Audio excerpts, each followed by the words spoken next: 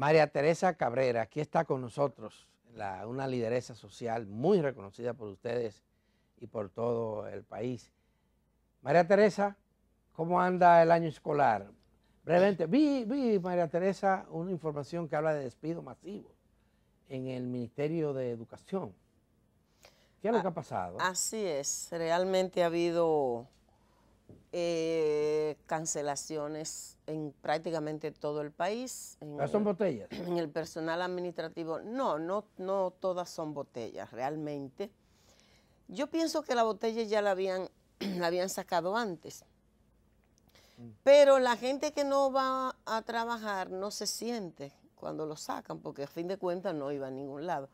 En este caso, yo no digo que pueda haber algunas, pero no todas son botellas, porque hay gente de carne y hueso que va a su centro de trabajo que yo sé que están en ese paquete. Este es un tema que para mucha gente, dependiendo del momento y de cómo soplen los vientos, lo normalizan y lo presentan como algo natural. Cuando el PLD ganó, lo planteaban los PLDistas como algo normal. Los que estaban afectados en ese momento, que eran los del PRD para esa ocasión, saludaban los cuestionamientos y los reclamos que desde los espacios de lucha del movimiento social y sindical, que ha reivindicado un nivel de institucionalidad más fuerte, que dé garantía, que no siembre la idea en los trabajadores del sector público de que están obligados a votar por el partido que está en el gobierno para preservar su empleo. Porque esa práctica lo que hace es afirmar eso. A mí me han llamado personas que son del PRM, que trabajaban en el área administrativa y que han sido cancelados porque ha sido una cuestión como sin ningún miramiento. Simplemente están ahí y hay que sustituirlo. Y ha habido casos de muy grave. Sé de casos de personas con cáncer que tenían licencia, que no puede ser. Eso es una barbaridad. Pero en la gente con licencia lo cancelan. No debe ser. La ley lo prohíbe. Pero hay casos así, dentro de todos esos, que están saliendo. No, hay casos, yo te digo, de cáncer, por ejemplo, en La Vega, que se le advirtió ya a las autoridades locales para que no le den curso a eso, porque eso genera una acción en derecho, porque no se puede cancelar a una persona que está enferma con una enfermedad de esa naturaleza y que además ha tramitado su licencia formalmente. Pero aquí en la sede, yo sí quisiera que ojalá alguien por un asunto, si no de derecho, que lo es, pero por lo menos humanitario. Hay una joven, una muchacha que trabajaba en el Ministerio de Educación, y ella en el 2015, en el propio Ministerio de Educación, sufrió una trombosis combinada con un infarto. Ella quedó postrada. El 95% de sus capacidades, no ha recuperado la voz, no ha recuperado la movilidad, y esa muchacha lo único que tiene para los medicamentos es ese salario. Entonces yo creo que producir una cancelación a una persona en esas condiciones raya en lo humano. Me parece que el Ministerio de Educación no pierde nada revisando esos casos que no pueden ser, que no se pueden justificar ni en términos legal y que en términos humanos dejan mucho que decir. Ojalá que puedan darse cuenta de que eso no hace ninguna contribución y que se definan criterios para hacer siempre se definían unos criterios.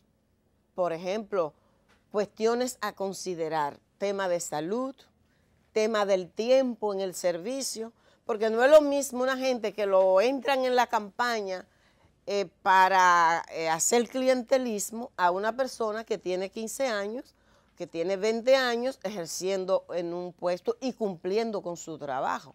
Claro. Entonces yo creo que algunos criterios mínimos se deben establecer para hacer ese proceso. Por otro lado, en el ámbito de educación, hay que decir que crecen el planteamiento a nivel de organismos, digamos, especializados como UNESCO y otros organismos que trabajan el tema de educación, el grito de alarma con la necesidad de pensar de forma gradual en una combinación que incluya el tema presencial de la docencia por los impactos que está generando, la cantidad de niños y niñas que están quedando fuera. Y eso coincide en esas voces, ¿verdad?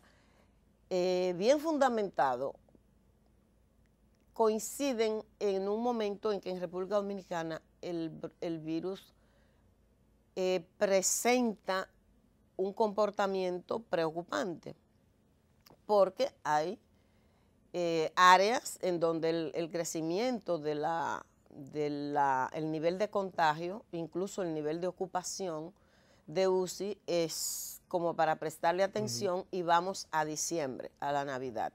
En el caso de los profesores y la profesora continúa aumentando el número de docentes contagiados. San Francisco de Macorís, por ejemplo, del operativo que aplicó Salud Pública, 70 profesores salieron positivos de ese operativo, pero de los que se habían hecho a nivel privado, la prueba 30, es decir, si tú sumas 30, estamos hablando de 120.